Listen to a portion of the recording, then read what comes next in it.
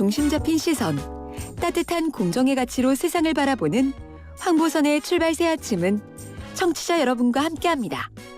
짧은 문자 50원, 긴 문자 100원에 유료 문자 우물정 0945, 우물정 0945로 여러분의 목소리를 들려주세요. 유튜브 보이는 라디오 댓글창, YTN 라디오 앱 채팅창을 통해서 무료로 참여하실 수 있습니다. 오늘 하루를 풍성하게 채워줄 이슈를 깊이 있게 전합니다. 황보선의 출발 새 아침. 네, 다양한 우리 사회 이슈를 초선 의원들의 시각으로 살펴보는 초선 열전 시간입니다. 자, 두 분 함께합니다. 먼저 장경태 더불어민주당 의원, 안녕하십니까? 안녕하세요, 장경태입니다. 네, 반갑습니다. 그리고 허은하 국민의힘 의원, 안녕하십니까? 네, 안녕하세요. 허은하입니다. 예, 두 분 반갑습니다. 자, 국회 후반기 법사위원장 국민의힘에 넘긴다 이렇게 이제 합치했다 그러는데 이게 여당 내부에서는 보니까 좀 반발 목소리가 만만치 않네 보니까 뭐 볼멘 소리 여전인가요? 이거 어떻게 봐야 됩니까, 장 의원님?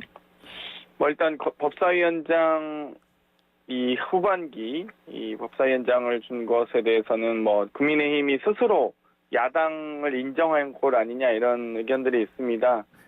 일단 11대 7이라는 건 또 일기 원내 지도부의 합의안이기도 했는데요.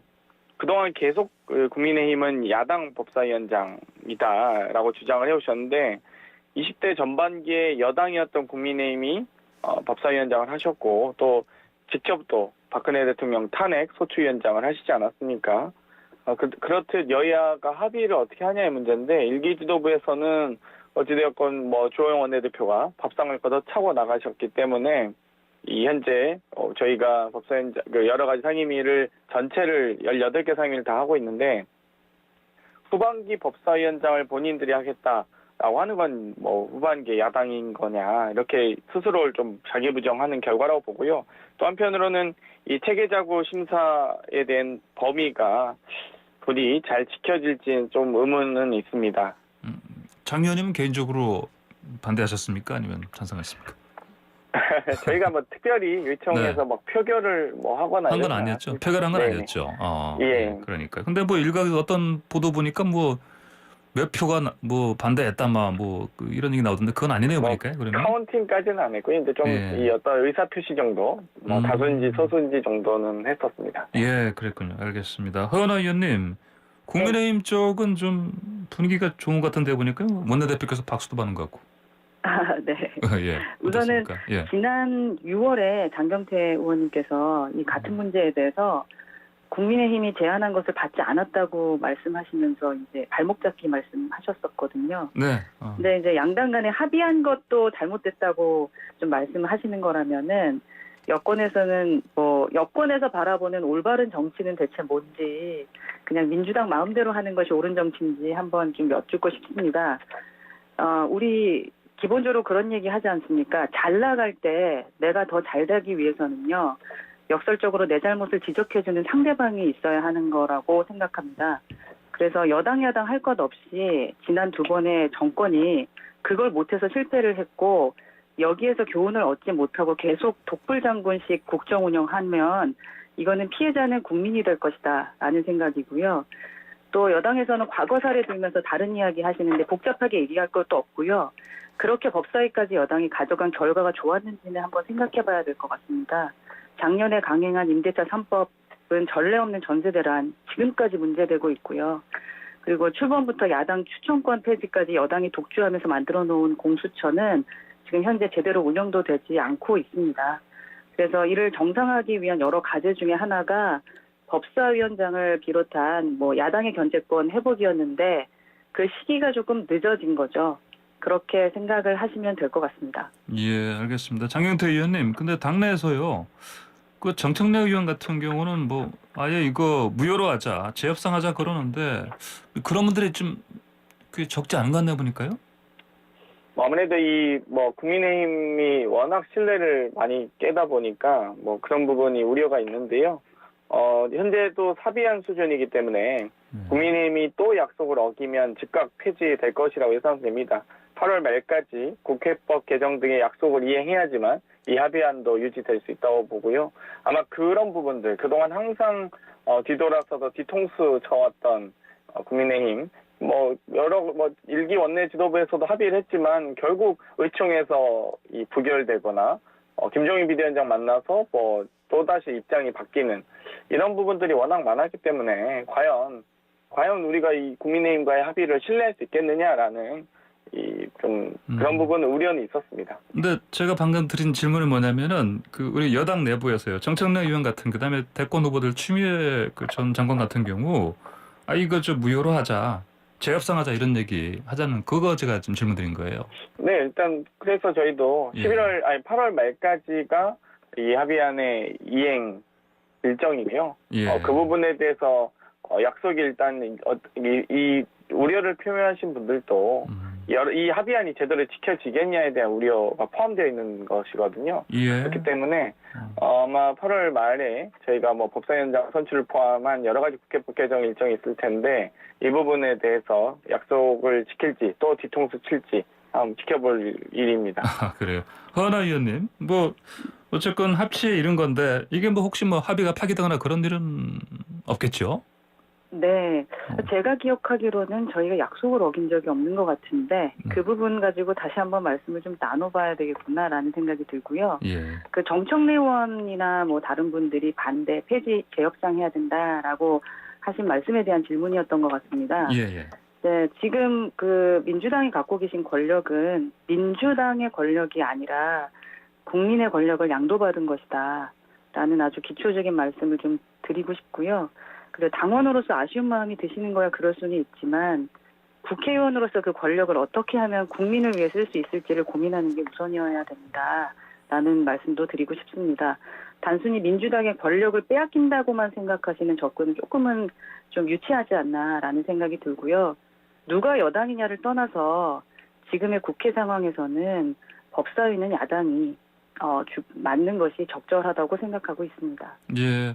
그나저나 저 허은하 의원님 그 전에 계속해서 이게 이제 뭐 상원 법사위 또 상왕 법사위원장 이렇게 해서 뭐 부작용을 이제 우려하는 그런 시각이 많았는데 이번 합의로 좀 어느 정도는 해소됐다고 보십니까? 그런 것들이.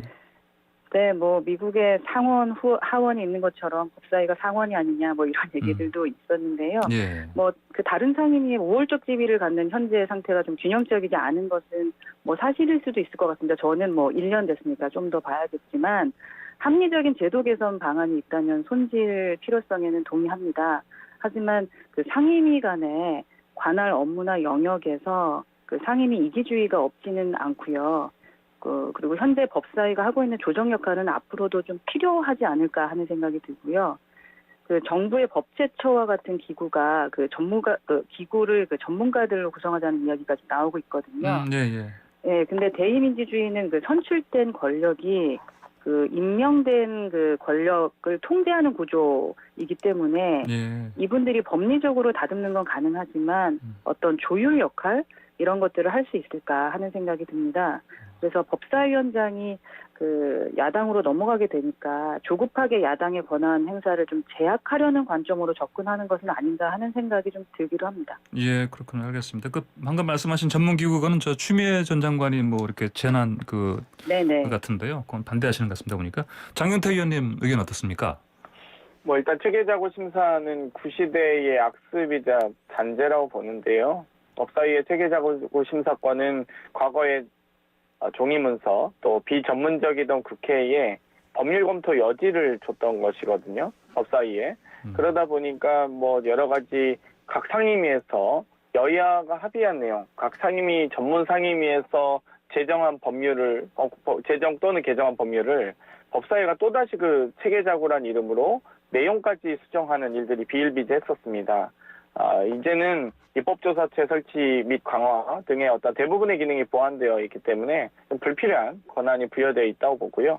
이 부분은 당연히 체계자구 심사의 권한을 정말 말 그대로 체계자구 심사로만 국한하고 상임위의 어떤 재개정 권한을 존중하는 것이 옳다고 봅니다. 예, 알겠습니다. 자, 이번에는 그 드루킹 관련해서 좀 얘기를 나눠보겠습니다. 야권 그 윤석열 대선 후보가 이제 드루킹 관련해서 대통령 사과를 요청했는데 송영길 이제 민주당 대표께서 법조인의 기보를 상실한 역대급 망언이다 이렇게 얘기했는데 장 의원님 이게 망언 판결문이라고 보십니까? 윤석열 후보의 헛발질 이제는 캠프에서 좀 막아줘야 될 것 같은데요. 판결문도 안 읽어봤나 싶습니다. 국정원 심리전단이 대선 개입했을 때 대통령 사과하셨습니까? 권력기관, 사정기관, 공권력이 개입한 사건과 인터넷 카페가 자발적으로 나선 사건을 구분해야 되지 않겠습니까? 그 과정에서 저도 아무튼 이 판결문을 보면서 김경주 지사와의 혐의점을 저는 좀 이해가 안 되긴 했는데 너무 일방적 드루킹의 주장을 너무 많이 반영했다는 인식은 좀 가지고 있습니다. 그래요. 그럼에도 예. 불구하고 예. 사법 판단을 존중합니다만 이 법조인 출신 윤석열 후보가 과연 갑자기 약간 뜬금없이 대통령 사과를 요청하는 것 자체가 그러면 본인이 중앙지검장 할 때 이 불기소했던 부분들 어떻게 설명할 수 있겠습니까? 알겠습니다. 허은하 의원님께서는 대통령 사과 필요하다 보십니까? 네, 당연히 필요하다고 생각하고요. 그리고 송 대표님의 발언 보면서 예. 그 법조인의 균형 감각이 문제라고 하셨는데 그렇다면 마찬가지로 법조인 출신 문재인 대통령의 모든 정치적 발언 역시 기본을 상실한 행보가 되는 겁니다. 그래서 애초에 말이 되지 않는 표현이라는 말씀 드리고 싶고요. 그리고 송 대표께서 말씀하신 것 중에 문재인 대통령을 끌어들인다라는 표현도 있는데요. 문재인 대통령은 끌려 들어간 것이 아니고요. 그때 공직 후보였었고 캠프의 가장 중심에 있는 분이 당시에 문재인 후보였습니다. 그래서 공직 후보는 캠프의 대소사에 대해서 궁극적인 책임져야 되는 것은 누구나 알고 있는 사실이고요. 하물며 이 과정에서 대통령까지 된 후보라면 당연히 국민에 대해서 도의적인 책임감 가져야 하고 또 사과를 할 것을 기대하는 것은 당연하지 않을까 싶습니다. 예를 들면 저희 어렸을 때 부모님들께서 잘못한 건 사과하는 것은 용기 있는 행위다라는 거 많이 가르쳐 주시지 않습니까? 어린 아이들도 교육받는 그 용기를 대통령께서도 좀 내주셔야 되는 게 아닌가 하는 생각이 듭니다. 예. 아니, 잘못을 해야 사과를 하죠. 허 의원님, 그런데 좀 네. 그 야권 내에서는 또 윤 전 총장한테 그 드루킹 원죄론도 얘기 나오네요, 보니까. 네네. 김용판 의원 사과까지 요청하셨습니다. 네네. 그래서 국정원 댓글 사건하고 드루킹 사건의 결과만 보면은 윤 총장의 과거 검찰총장으로서 행보가 아쉬운 것은 사실입니다. 결과론적으로 네. 김용판 의원은 당사자로 지명됐다가 무죄 판결을 받으셨고요. 또 김경수 전 경남도지사는 특검을 통해서야 그 드루킹 여론조사 조작 사건에 연루됐음 확인할 수 있었지 않습니까? 그래서 우선은 윤 총장님께서 그 위로와 유감의 뜻을 표명은 했는데요. 앞으로도 이러한 논란에 대해서는 좀 더 적극적이고 투명한 소통을 해야 할 것으로 보입니다. 예, 알겠습니다. 자, 그리고 청년님도 의견 주십시오. 여기 관련해서. 네, 확실히 국민의힘 의원님들이 윤석열 전 총장에 대한 톤이 달라졌다는 걸 우리 YTN 이 라디오 방송을 통해서 예전에 말씀드렸었는데요. 사실 이 김용판 의원이 사과를 요구한 것은 좀 저는 윤석열 전 총장이 정말 이 철없는 소리라고 하셨던 거를 이럴 때 하는 거다라고 말씀드리고 싶은데요. 당시 검찰이 검토해서 죄가 없으니 억지로 엮기는 힘들다고 판단해서 불기소한 사건인데 이거를 이 여러 가지 특검을 통해서 이 겨우겨우 좀 억지로 짜맞춰진 수사일 수도 있을 이 부분에 대해서 이 검찰에게 사과를 요청하는 것 자체가 김용판 의원이 조금 오버하신 거다라고 보고요. 좀 이런 부분에 대해서는 윤석열 전 총장도 가만히 있을 것이 아니라 따끔하게 이럴 때 혼내야 된다라고 생각을 합니다. 그렇군요. 알겠습니다. 저희 예, 국민의힘은 예. 윤석열 총장님에 대한 생각이 바뀐 게 아니라 국민의힘 의원이더라도 잘못한 건 잘못한 것이다라고 인정하는 그런 문화라는 말씀을 드리고 싶습니다. 예, 알겠습니다. 윤 전 총장 관련 얘기 좀 더 해보죠. 그 국민의힘에서요. 자 윤석열 캠프에 합류한 당협위원장 그 4명한테 이제 징계를 검토 중이다 이러는데 허은하 의원님 이게 아무래도 당헌 당규 위배 사항이다 이렇게 보는 거죠? 우선 저희 이준석 대표께서도 그 유튜브도 상품 광고할 때 협찬을 받았음을 알리는 것이 기본적인 예의다 이렇게 애둘러서 표현을 하셨거든요. 예. 문제의 소지는 좀 있다고 봅니다. 또 이는 현직의 당내 인사들이 좀 엄밀히 말하면 당외 인사인 윤석열 전 총장을 좀 몰래 지원해왔음을 의미하고 있다라는 것이거든요. 네, 예. 첫째로 당내 주자들의 당에 대한 신뢰를 좀 무너뜨렸고, 둘째로 캠프에 소속된 채로 중립적인 것처럼 방송을 했다는 점에서 우리 당의 공정, 혁신을 향한 노력을 실추시켰다는 점에서 해당 행위로 간주할 수 있다라고 대표께서 애둘러 말씀하셨다라고 생각합니다. 그래서 당내 인사들을 인선했다는 것부터가 윤석열 총장 본인도 이제 당의 지원이 필요함을 스스로 인정하고 계시다라는 생각이고요. 뭐 엊그제 방송에서 보셨겠지만 대표와도 만나서 화기애애한 모습 보여주셨고, 곧 저희 당에 들어오셔서 스스로 논란을 키우지 않는 모습 보여주실 거라고 생각합니다. 그나저나 보니까 어제요.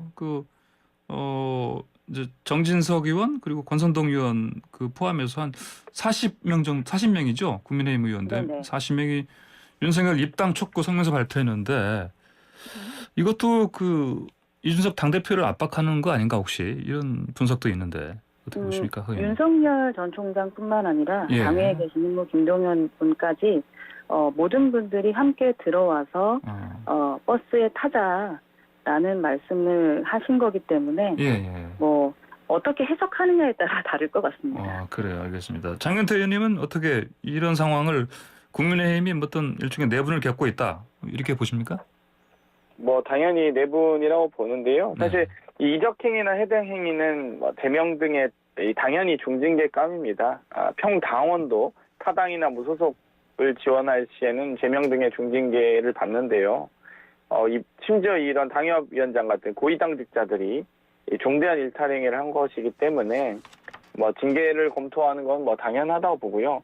오히려 좀 아쉬운 것은 지금 현재 국민의힘 소속 의원님이 102명인가요? 102분, 103분 정도 되는데 그중에 40여 명이나 무소속 후보의 입당을 촉구하는 참 자당의 소위 본인의 당 소속의 대선 후보들도 꽤 많이 있으신데 지금 뭐 10명이다, 15명이다 이런 얘기가 나오고 있는데 물론 인원이 중요한 건 아닙니다만 이걸 참 합류 요구를 할 정도로 좀 더 줏대 있는 모습을 보였으면 좋겠다 생각이 듭니다. 네, 알겠습니다. 제가 직접 말씀드리긴 너무 좀 아쉽지만 뭐 아직까지는 저희가 모든 대선 후보를 합쳐도 여당을 이길 수 없기 때문에 야당으로서는 원팀이 되고자 하는 것은 당연한 이치 아닐까 하는 생각이 듭니다. 예, 알겠습니다.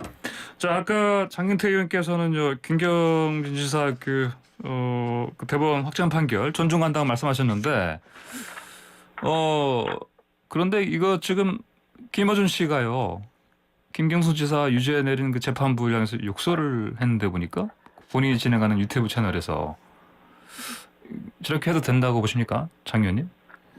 저도 사실 사법부의 어떤 권능을 존중한다는 의미이지 판결문의 내용까지 인정한다는 의미는 아니고요. 예. 당연히 그 부분에 대한 객관적 시각, 본인의 주관적 시각은 있을 수 있다고 봅니다. 그렇기 때문에 뭐 다만 이제 개인 유튜브 방송에서 뭐 욕설까지 한 거는 뭐 좀 과했다고 보지만 입장은 당연히 있을 수 있죠. 그래요. 예. 허은하 의원님 어떻게 보십니까?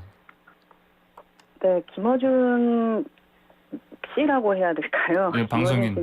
방송인 같은 경우는 이제는 그 여당의 상징인 브랜드가 되어버린 분입니다. 그리고 유튜버라고 할 수 없는 분이죠. 지금 시민의 세금을 받고 있는 TBS에서 라디오 프로그램 진행하고 있고 그로 인해서도 많은 인지도를 높이고 계신 분이고요. 그만큼 책임감을 가지셔야 되는 분입니다. 그 욕설까지 하면서 그 법치주의에 대한 것을 인정하지 못하는 발언을 일반적인 국민께서 어떻게 이해하실지 여당 민주당이 부끄럽지 않은 브랜드가 됐으면 좋겠다라는 말씀을 드리고 싶습니다. 예, 알겠습니다. 자, 이번에는요, 여당의 이제 투톱이요. 이낙연 전 대표, 이재명 지사 간 이른바 백제 논란 좀 봐야 되겠습니다. 장 의원님, 이게 아무리 당 선관위에서 좀 말리려고 좀 하는데 잘 되는 것 같지 않아요 보니까요. 어떻습니까? 뭐 일단 표현상 오해 소지는 있습니다만 덕담 취지는 맞는 것 같고요. 이 덕담이 과하다 보니 좀 표현이 오바된 듯합니다. 아무래도 이 백제는 충청 호남이 아닌 수도권 중심의 해상 강국 아니겠습니까? 오히려 이럴 때 사실 왜곡이 아닌 역사 왜곡인가 이런 싶은데요. 예. 좀 아쉬운 부분은 이 노무현 문재인 대통령께서 부산 출신이지만 어떤 지역적 확장성을 언급하신 적은 없습니다. 그렇기 때문에 좀 이런 부분에 대한 오해 소진 다분히 좀 있었다라고 보고, 사실 이 부분도 아마 저는 뭐 여러 가지 이 뭐 대결 검증 과정에서 당연히 있을 수 있는 해프닝이라고 보고 있습니다. 그래요. 허은하 의원님, 이 상황에서 네. 혹시 뭐 싸움을 말리셔야겠다. 그럼 뭐라고 좀 조언하시겠습니까? 네, 싸움을 말리어야겠다. 예. 네, 뭐 이 문제는 뭐 기본적으로 국민들이 들어보고 판단해야 될 사안이라고 생각을 하는데, 예. 그 당내에서 갈등 조정하면 될 그 집안 문제 아니겠습니까? 그래서 뭐 1500년 전에 나라를 든 비유적 수사를 가지고 소모적인 논쟁을 하는 것은 민주당 당원이나 또 우리 국민들의 선택에는 아무런 도움이 되지 않는다라는 거 생각하셔라 라는 말씀으로 조언을 드리겠습니다. 예. 근데 앞으로 국민의힘 쪽도 이제 대선 경선 본격화하면요, 이런 모습 나오지 않겠습니까? 그렇죠. 근데 뭐 우선은 지켜본 바가 있으니까 예. 네, 이 정도까지는 안 가지 않을까 하는 생각이 듭니다. 알겠습니다. 장 의원님, 뭐 지금 당 선관위 아까 말씀드린 대로 이상민 위원장이 지금 뭐 이거 좀 제동 걸려고 막 하는데 원팀 협정도 지금 추진한다고 하죠. 내일인가요 이게? 아무래도 아마도 네. 예, 맞죠? 예예. 네네. 그 네거티브 공방이 아닌 저는 리트머스 공방이 되어야 된다 생각하는데요. 리트머스 공방이요? 예. 무슨 말씀입니까? 약이든 독약이든 모두 씁니다. 예. 다만 결국 이 파란색 공방이 되어야 된다고 하는데요.